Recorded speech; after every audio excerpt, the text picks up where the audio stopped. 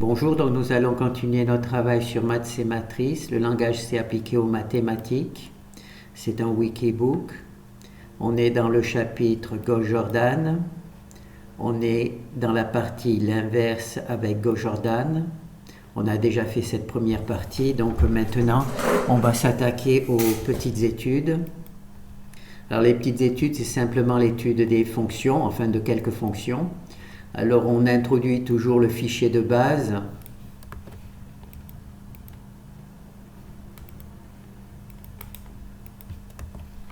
Alors le fichier de base, qu'est-ce qu'il fait? Il imprime le code de la matrice, un code pour octave, d'accord? Il calcule ici l'inverse de la matrice avec la fonction inverse Gauss-Jordan. Et ensuite, il multiplie la matrice A par son inverse pour avoir l'inverse multiplié par la matrice. Ça donne naturellement la matrice identité. Donc on va voir ça.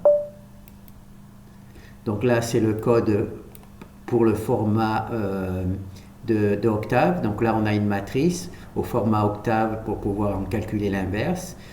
Là, c'est l'inverse que j'ai calculé. Et puis là, j'ai multiplié A par son inverse et on obtient bien la matrice identité. Donc, ce n'est même pas la peine de vérifier avec octave puisque on a bien A multiplié par son inverse, ça donne bien la truc. Donc là, on peut en avoir de différentes tailles. Alors, ce fichier, c'est le fichier de base sur lequel on va rajouter le code des fonctions que l'on va étudier. Donc, c'est pour ça qu'il est présenté. Donc, rien de particulier. Alors, ça c'est notre fichier de base. On va essayer d'agrandir un peu. Voilà, ça c'est le fichier de base. Donc maintenant, on va étudier la fonction inverse Gauss-Jordan. Donc c'est la fonction qu'on a déjà vue dans la vidéo précédente.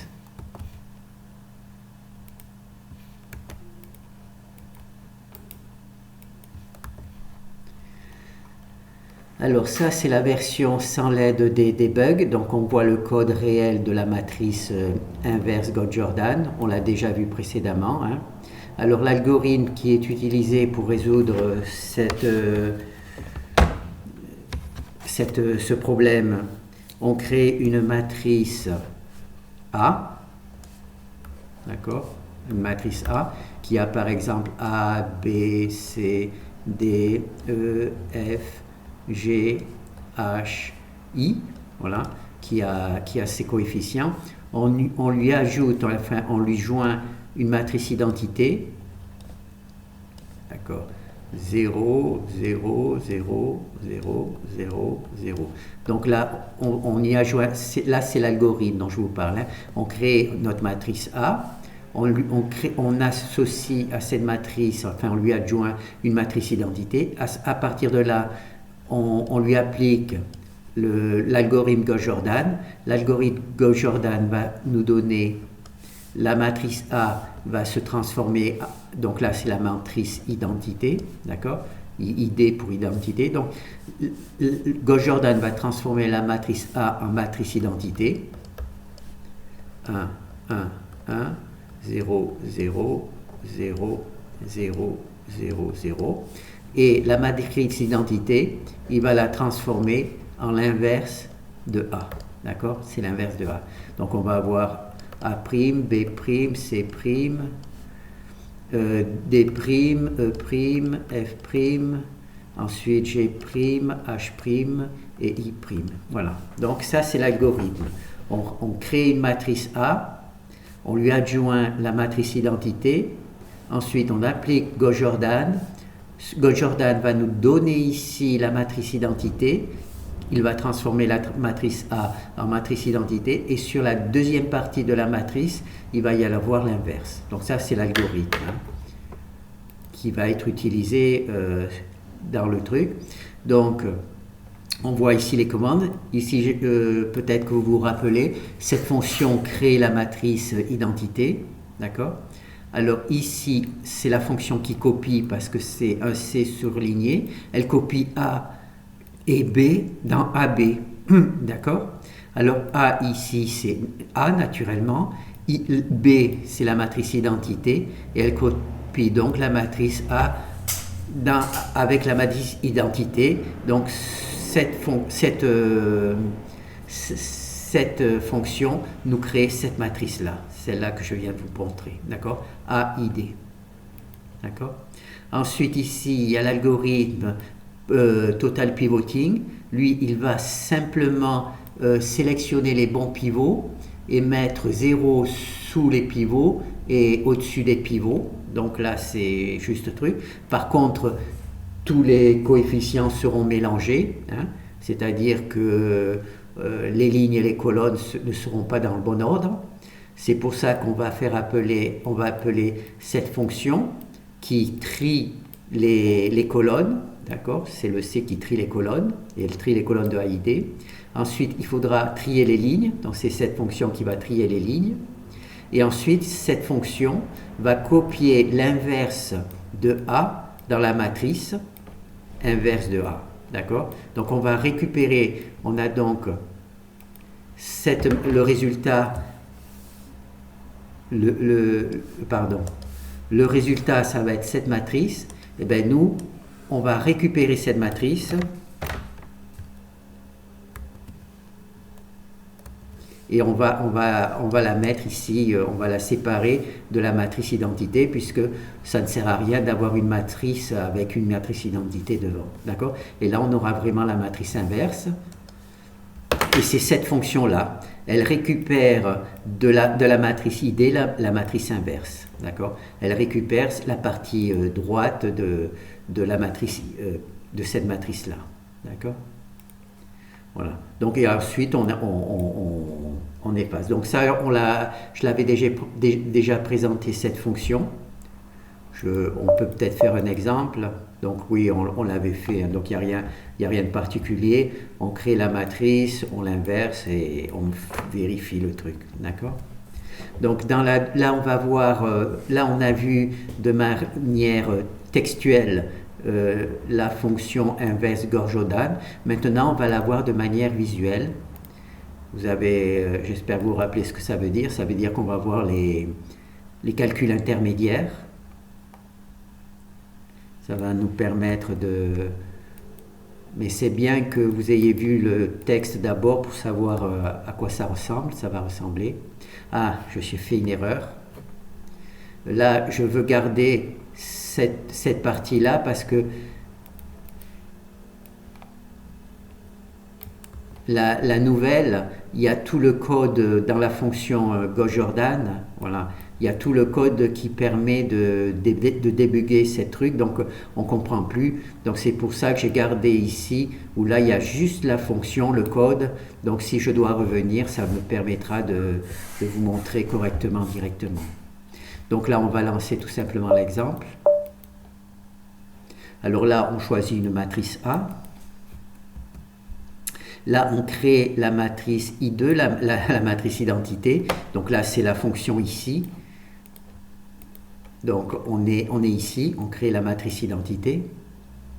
Hop. Ensuite, donc là, on a notre matrice A, notre matrice identité. Là, on a créé la matrice AID, d'accord? La matrice pour un espace pour la matrice A et un espace pour la matrice identité, d'accord? Et là, on copie la matrice A et B dans AB. Et notre B, c'est naturellement la matrice identité, et ça nous donne bien cette valeur-là.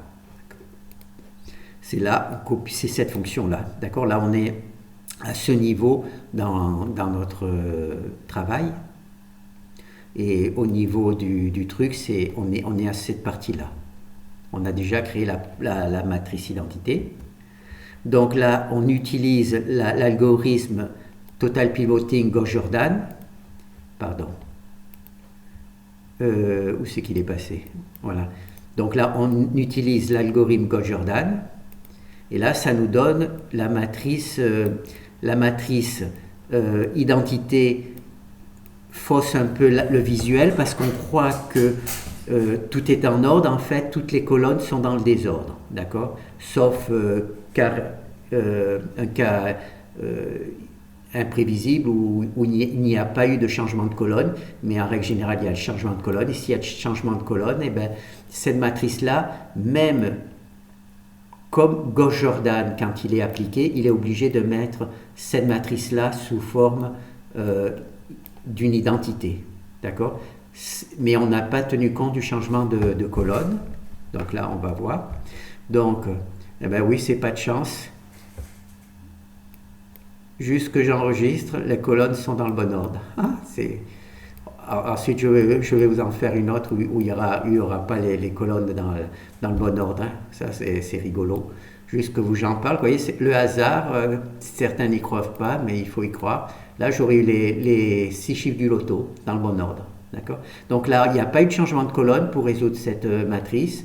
Donc, le tri par des colonnes ne change rien. On a exactement les mêmes trucs. Et il n'y a pas non plus de changement de ligne puisque les lignes sont dans le bon ordre. Hein. On voit que les lignes sont dans le bon ordre, donc il n'y a pas de changement de ligne. Et donc ici, on a donc notre... bon, par contre, j'ai oublié. Donc là, il y a Gauss-Jordan. Là, il y avait le changement de colonne. Il n'y a pas eu de changement de colonne. C'était fait exprès, hein, c'est l'âge commun. Et les changements de ligne, il n'y a pas eu de changement de ligne. Et maintenant, on va récupérer avec cette fonction, la matrice inverse. Voilà. Donc c'est là, on a la matrice inverse. On a appliqué cette fonction copie inverse A et on obtient ici l'inverse. D'accord? Voilà, et c'est terminé. Donc là, je vais vous refaire un deuxième exemple pour vous montrer qu'il y a vraiment un changement de colonne. J'espère que je ne vais pas avoir de trucs à la fois. Donc là, c'est une nouvelle matrice, la matrice identité. Là, on copie A et B dans AB. Donc on crée la matrice de travail. Là, on applique le Gauss-Jordan. Et là, on voit en effet qu'il y a un changement de colonne. Hein. Là, il n'y a plus 1, 2, 3, 4, 5, il y a 3, 2, 1, 5, 6. C'était vraiment marrant que je parle juste du moment où je parle que c'était extrêmement rare que là, j'aurais dû jouer au loto. Là, j'avais les bons chiffres, puisque je les avais dans l'ordre. Donc là, on a donc toute notre matrice qui est déstructurée, c'est-à-dire que les colonnes ne sont pas dans le bon ordre. Et là, en utilisant la fonction sort, trier les colonnes, là, les colonnes sont de nouveau dans le bon ordre. Mais en mettant les colonnes dans le bon ordre, naturellement, les lignes ne le sont plus. D'accord? Si on change la position des lignes, eh bien, naturellement, les colonnes ne sont plus dans le bon ordre. Si on change le truc des colonnes, donc c'est maintenant qu'on va utiliser. Donc là, ici, on voit les pivots ne sont pas dans la bonne position. Hein, ils sont ici, ici et ici, donc c'est pas bien. Donc là, on trie les lignes, d'accord? Et là, on a dans le bon ordre, c'est bon. Et là, on a véritablement l'inverse de la matrice A, d'accord? Alors là, on appelle la fonction qui copie l'inverse de A dans l'inverse de A. Et là, on a le vrai inverse, d'accord? C'est cette valeur-là. Et quand on multiplie l'inverse A par son inverse, on obtient bien la matrice identité. D'accord? Voilà. Donc là, je vous conseille éventuellement de refaire 2-3 fois l'exemple pour bien comprendre ce que fait chaque fonction. Donc là, on va partir dans le deuxième truc. Alors là, maintenant, on va travailler sur la fonction inverse pivot. Alors, on va la mettre ici. Voilà. Ici, on va travailler sur cette fonction inverse pivot. D'accord? Inverse pivot. Donc, c'est la fonction qui va... Alors, on va juste vérifier que cela fonctionne. Donc là, c'est bon, ça fonctionne. On voit, on crée une matrice, on calcule son inverse et on a 0, on a la matrice identité. Donc maintenant, on va essayer d'étudier la fonction de manière textuelle. Voilà, on va dire ça. Hein.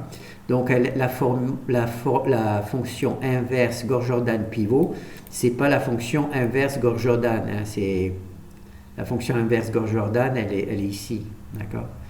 cette fonction, elle appelle justement celle-ci, d'accord? Et c'est celle-ci qu'on étudie.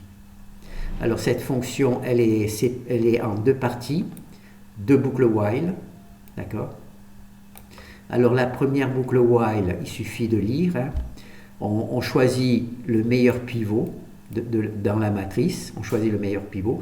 Si ce meilleur pivot est supérieur à 0, on met ce pivot à 1 et 0 sous le pivot. Il y a marqué 0 under the pivot. Ça, c'est la boucle 1. Alors on répète, on sélectionne un pivot, d'accord? Donc on a donc sélectionné un pivot et on va chercher dans la matrice le meilleur pivot possible, d'accord? Quand on a le meilleur pivot, on vérifie si ce pivot est supérieur à 0. S'il n'est pas supérieur à 0, on arrête tout, d'accord? D'ailleurs, on ne pourra pas inverser si jamais il y a un pivot qui est nul, la matrice n'aura pas d'inverse. Donc là, le pivot aura obligatoirement le truc, ne sera obligatoirement supérieur à 0. Et donc, une fois qu'on a notre pivot qui est bien placé, on le met à 1. C'est cette fonction qui fait ça, et elle met 0 sous le pivot, 0 under the pivot. Donc ça, c'est la première boucle while. On se retrouve donc après la première boucle while avec une matrice triangulaire supérieure, d'accord? Au-dessus du pivot, il y a les valeurs, mais en dessous, il n'y a que des zéros. Et c'est cette boucle while qui va mettre 0 au-dessus des pivots, d'accord? On a une matrice triangulaire supérieure, donc 0 en dessous les pivots et des valeurs au-dessus des pivots, et cette fonction-là va mettre 0 au-dessus des pivots, d'accord? Donc ça, rappelez-vous, la fonction inverse Gauss-Jordan est formée de deux boucles while, une qui choisit le bon pivot, d'accord? Une fois que le bon pivot est choisi, on le met à 1 et on met 0 sous le pivot, c'est la première boucle while. Et la deuxième boucle while, elle termine le travail, c'est-à-dire qu'elle met 0 au-dessus des pivots. Voilà. Donc ça, c'est notre fonction. Donc maintenant, je voulais parler de manière textuelle et maintenant on va faire de manière visuelle. On va voir le travail, comment ça se présente. Alors je ne me rappelle plus laquelle c'est que j'ai pris. C'est 3, donc c'est 4 qu'il faut prendre. Voilà. Donc c'est 4. Alors, je vais le mettre ici.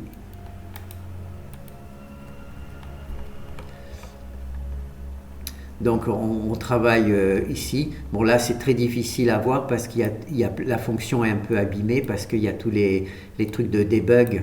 Et donc, on ne reconnaît plus bien le texte, mais ce n'est pas grave puisque ce qu'on veut voir, c'est le visuel, donc ce n'est pas le code. Donc ici, donc, on a notre matrice A. D'accord ? Alors, ici, il y a la matrice A, il y a cette matrice-là, A, I, D, E, d'accord? On voit la matrice A ici, et la matrice identité ici. Alors, on va commencer par sélectionner le meilleur pivot. Donc là, on est dans la fonction ici. On va essayer de sélectionner le meilleur pivot. Alors, dans le meilleur pivot, c'est la valeur la plus importante. Ici, c'est 98. Vous voyez, le pivot, pardon. Le meilleur pivot pour 1,1, c'est 98. En effet, dans la matrice, le 98, il est ici. C'est le meilleur pivot. La meilleure valeur, la valeur la plus importante en valeur absolue. Donc, on l'installe ici. On fait des changements de ligne, de colonne. Bon, là, il y a juste des changements de ligne. Hein, et on met là. D'accord? Donc là, on a utilisé la fonction busPivot, d'accord? Et ensuite, eh ben, qu'est-ce qu'on fait? On met ensuite, là, on a choisi notre pivot, d'accord? Donc on passe à cette fonction-là. Et on met 0 sous le pivot, c'est-à-dire qu'on met à 1 le pivot et on le met 0 sous le pivot ensuite. Voilà, c'est ici, donc on a mis à 1 le pivot, le 98 il a été mis à 1 et 0 sous le pivot, d'accord? Et là on sélectionne déjà le meilleur des deuxièmes pivots, là c'est 104, ah ben, il est bien positionné, c'est super, hein? 104, il n'y a pas de changement de ligne ni de colonne, d'accord? Là il est bien positionné. Et la deuxième matrice, naturellement, c'est celle-là. D'accord? C'est celle-là et c'est celle-là. Voilà. Ça, c'est le deuxième pivot. Et le deuxième pivot, ah non, pardon, le deuxième pivot, la valeur c'était 80. Et là, la valeur la plus importante, ça semble être 104. Donc c'est 104 que l'on va mettre comme pivot, c'est ici, d'accord? Et quand je vais appuyer sur Return, là, ça a été choisi ici. Et quand je vais appeler sur Return, on va appeler cette fonction-là qui va mettre à 1 le pivot et 0 sous le pivot. D'accord? Voilà. La valeur ici qui était 104 s'est transformée en 1 et 0 sous le pivot. Maintenant, on va chercher le pivot 3,3. Alors, le pivot 3,3, c'est ici. D'accord? C'est 19 actuellement. Alors, on cherche dans la matrice qui reste une valeur plus importante. Là, on voit que c'est 80. D'accord? Et c'est bien marqué ici. Maintenant, le nouveau pivot a été sélectionné à 80 avec un changement de colonne, bien entendu. Hein. Là, la colonne, elle est passée là, mais il est resté sur la même ligne, mais il y a un changement de colonne. D'accord? Alors là, on a 80, ce qui n'est pas une mauvaise chose. Hein. Et maintenant, donc là, on est à 80. Ici, on a choisi le meilleur pivot, c'est 80. On va utiliser cette fonction-là qui va mettre à 0, qui va mettre le pivot à 1 et 0 sous le pivot. D'accord? Là, on a 80. On va aller à 1 et 0 sous le pivot. Le 80 a disparu. Et maintenant, on va sélectionner la meilleure valeur, le meilleur pivot. Ici, il n'y a qu'une seule solution, c'est celle-là. Hein, c'est 12, il n'y a pas d'autre solution. Et on met 12 ici. D'accord? Voilà. Et là, on a tout simplement notre solution. Eh bien, c'est pas de chance, c'est une matrice qui n'a pas de... Bon, non, excusez-moi. Donc là, on a notre matrice triangulaire supérieure, comme je vous ai dit, d'accord? On a mis 0 sous le pivot, d'accord? Mais on n'a pas encore travaillé au-dessus. C'est ce que l'on a fait ici. On choisit le bon pivot et on met le pivot à 1 et 0 sous le pivot. Ça, c'est le résultat du travail. On a notre matrice avec tous les pivots à 1, d'accord? Ça, c'est bon. Mais malheureusement, au-dessus du pivot, il y a encore des valeurs. D'accord? Il y a encore des valeurs. Donc là, on pèse Return. Et là, on résout le problème, mais on n'a pas fait on n'a pas vu. Donc là, on a étudié la première boucle. Meilleur pivot et 0 sous le pivot. Maintenant, dans le deuxième exemple, on va voir le travail sur cette deuxième boucle. Donc, je vais télécharger le deuxième exemple. Voilà, c'est celui-là. Donc, avec celui-là, on va partir d'une matrice triangulaire supérieure directement. Alors, voilà. Alors, vous vous rappelez, on était dans le cadre d'une matrice triangulaire supérieure, c'est-à-dire qu'il y a les valeurs étaient tous, les pivots étaient tous égaux à 1, et il y avait 0 sous tous les pivots, exactement, d'accord? Et au-dessus des pivots, naturellement, il y avait des valeurs n'importe lesquelles, hein, celles que l'on a calculées. Et donc maintenant, ce que l'on va faire, on va simplement utiliser, donc ici, on va utiliser l'appel de 0 sous le pivot. Donc ici, le premier pivot, c'est le 5, c'est le premier pivot de travail, c'est le 3,3. Ici, le 3,3. Et on voit qu'au-dessus du pivot 3,3, il y a des valeurs, d'accord? Et maintenant, j'appelle la fonction GoJordan below sur le pivot. Et maintenant, il y a des zéros au-dessus du pivot 3,3. Pivot 3,3, il y a ces valeurs.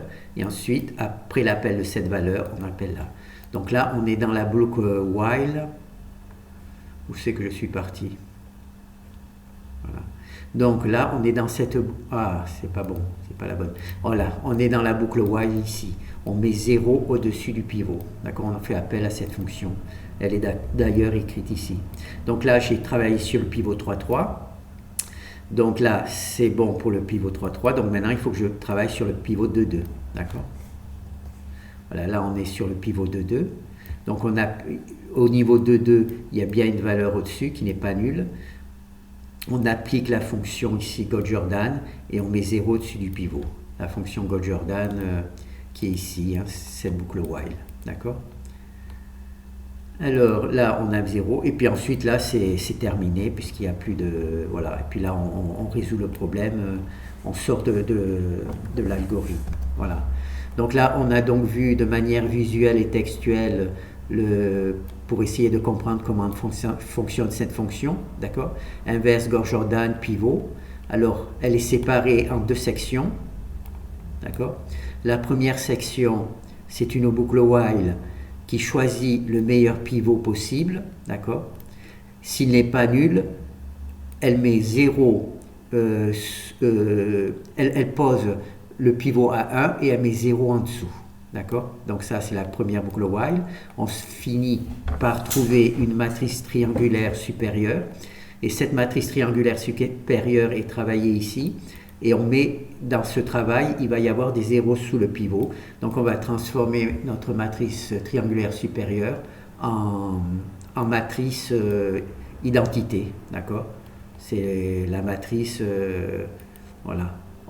Après l'application de cette fonction, d'accord? On se retrouve avec une matrice identité et une matrice ici, qui n'est pas encore la matrice inverse en règle générale, puisqu'il y a des changements de colonnes et de lignes à refaire. Mais là, comme j'ai dit la première fois, c'était exceptionnel, il n'y en avait pas, mais la deuxième, je vous ai montré qu'il fallait changer les lignes et les colonnes. Donc là, on a vu la fonction inverse, Gold-Jordan. Bon, ben là, je préfère arrêter pour... je trouve que là, on a étudié 2 fonctions, la fonction inverse, Gold-Jordan, et celle-là avec des pivots. Je pense que c'est bien de se concentrer d'abord sur ces 2 fonctions, et le reste, on va le faire dans une deuxième vidéo. Merci.